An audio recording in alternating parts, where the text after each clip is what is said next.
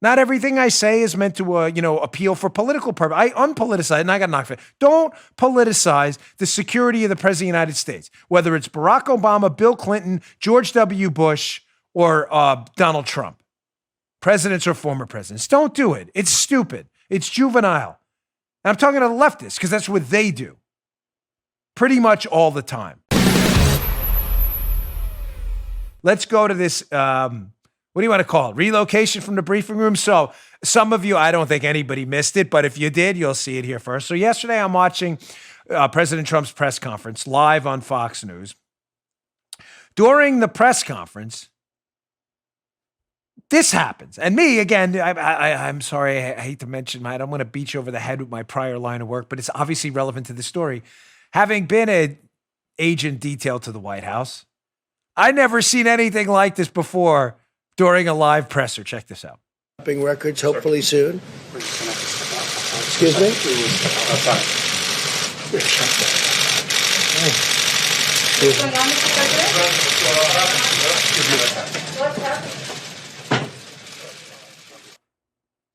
So, proud to say I know that guy, the Secret Service guy, well. Good man. Obviously not going to name him or how I know him, but I don't want to give you any of the details. But he's a more than qualified guy. And he appears, Joe did some forensic analysis. He appears to say something to President Trump, basically indicating, let's just, we got to get out of here. We got to relocate you. And the president very calmly walks off the stage. You can hear the cameras in the background. You hear all those camera shots. Everybody, of course, wants a picture of President Trump in a panic, which didn't happen. And you hear all the cameras going off, and he walks out of the room, and he comes back, I don't know, 3-4 minutes later. But if you were watching this on live TV, especially, given my background, you're like, what the heck happened? Paula came in. She was inside with my daughter. She's like, what happened? I said, I've never seen anything like that. The Secret Service basically removed or asked the president to leave the briefing room because of some emergency situation at the White House. Well, what happened was there was a shooting at the White House in front of it appears to be the old executive office building on it looks like the northwest corner. I heard someone report it's the southeast corner. Those are obviously in the opposite place. But the video I saw looks like the northwest corner. There was a shooting. The details are still up in the air. Was it a suicide by cop? Nobody knows. But either way, a few notes on this from my inside baseball perspective. There's been a lot of dumb commentary about this, including some liberal moron on Twitter who said, what a nightmare this president is for the Secret Service. Look how slow he walked off the stage. Oh, geez, Louise. So, now, Joe, listen, you and I have different skill sets. I don't know how to even produce my own show. Joe does. I just know how to produce the content. So I don't pretend to know what you do, but I have a general idea. But given your limited experience in the Secret Service, but being a smart, common sense guy, simple question I'll ask you. If you're protecting a protectee, right? Like the president of the United States, and you're a Secret Service agent, like that agent who asked him to leave the stage was, do you want a guy who panics, who tries to sprint off the stage, falls off the stage and face plants into the wall? Or do you want a guy who calmly follows your instructions, walks off the stage, and evacuates the room within seconds if you ask it? Not a trick question. I'm just asking. Give me your honest answer. Well, we don't want a bed quitter. So we want the calm guy. No, you're not allowed to do that. Delete that from the show. No, he did it. He did it. Stole my notes. I didn't even tell him that. He did it. I will leave that in out of a courtesy to you. Joe, of course, getting ahead. Very smart. Very smart. Yes, you don't want a bed quitter. I swear that's in my note. I'm not messing with you. We had a term in the Secret Service for people who panicked and ran around when they didn't have. Running is not good. Ladies and gentlemen, unless there's an explosive going off, running's not good. You know why running's not good? Especially in a situation where the emergency is yet to be defined. Because then other people start to panic and they start to run. And they start to run into each other and over each other and falling on each other. And then you have a protectee like President Trump who's about 6'4", 250 pounds. He's a big guy if you've ever met him.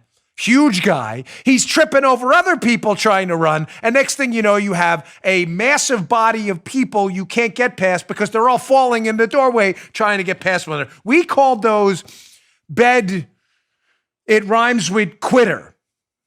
As Joe well knows, that was great. Yeah, I knew you beat me to the punch. Twitter. I did not go over this. This was not rehearsed. It's right here. Bed quitters. I wrote it down. We hate bed quitters. We do. It rhymes with quit the bed. If it's a bomb, you run, God forbid. If it's obviously someone right in front of you and you can do something and it requires haste, you run. All other situations, please don't run. Then everybody else runs and everybody runs into each other and they trip and they fall and you're stitching up people's heads in a situation you don't even know the details about yet. So yes, Joe, you gave the right answer there, perfectly timed.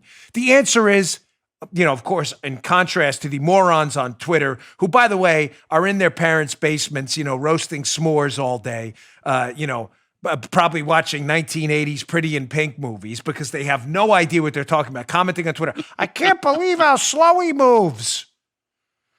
Yeah, that's what we want. We want the man to sprint off stage and fall and have a heart attack, genius. What a dunce. So that's number one. The Twitter commentary was disgusting, including the just disturbed Washington Post columnist Jennifer Rubin, who wanted to do a bunker check to make sure the president didn't go in the bunker. So yeah, that's what we want to do now, Joe. We want to politicize the president's security. I mean, Jennifer Rubin's a disgrace to humankind, but really, the Washington Post should be embarrassed. This woman even works there anymore. She's just a real disgrace to the newspaper and to humanity in general. So we had that first. The whole generating a political minefield over the president's security, which is what liberals do because they're sick people like Jennifer Rubin.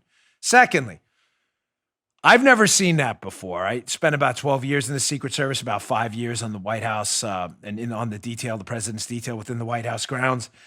And the Secret Service isn't naive. They understand the ramifications of removing the president from a nationally televised press conference. I mean, you could crash markets. You could create world panic. They get it. They're not stupid.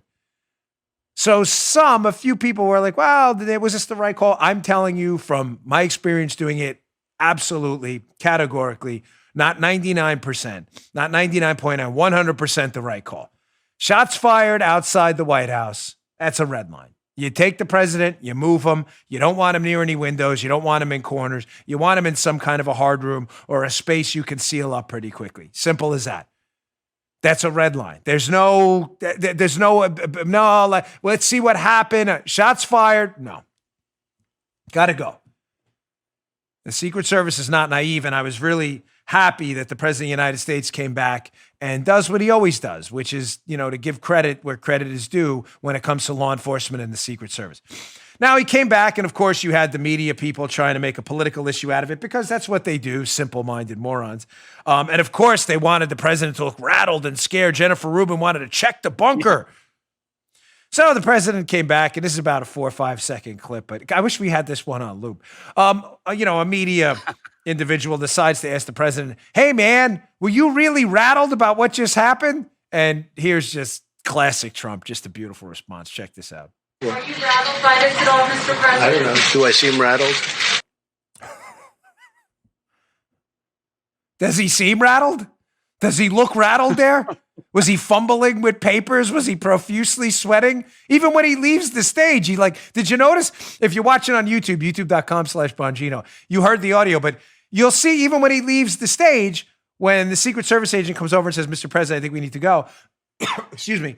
He looks over and he goes, hey, Joe, did you see it? He looks over to the meeting. Yeah. He's like, see you in a few minutes. I mean, did he look rattled to you? But again, this is just dumb media commentary. Come on, guys. Really? Don't, seriously. I mean, on a very serious note, at the end of this book, I got to move on. I get into Biden, and I got a lot of stuff to talk about today. On a very serious note, let's not politicize the security of the President of the United States. I got knocked for this, and that's fine. Not for unpoliticizing it. Someone asked me once about Barack Obama or Bill Clinton. There was a new law that the president would only get security for 10 years. I thought it was a bad idea. Obama was going to be the first one. I thought it was a terrible idea Because having been on a protective intelligence squad, we analyze threats. Former presidents get legitimate threats all the time. And if we lose a former president or he's taken hostage, ladies and gentlemen, it's really bad for the United States of America. The costs are minimal for a former president's detail. I didn't care that it was Barack Obama. Oh, Barack Obama, screw him. We let him get 10 years. No. We don't do that here. And that's okay. You can disagree. That's perfectly fine. Not everything I say is meant to, appeal for political purpose. I unpoliticize, and I got knocked for it. Don't politicize the security of the President of the United States, whether it's Barack Obama, Bill Clinton, George W. Bush, or Donald Trump. Presidents or former presidents. Don't do it. It's stupid. It's juvenile. And I'm talking to the leftists because that's what they do. Pretty much all the time. You just heard Dan Bongino.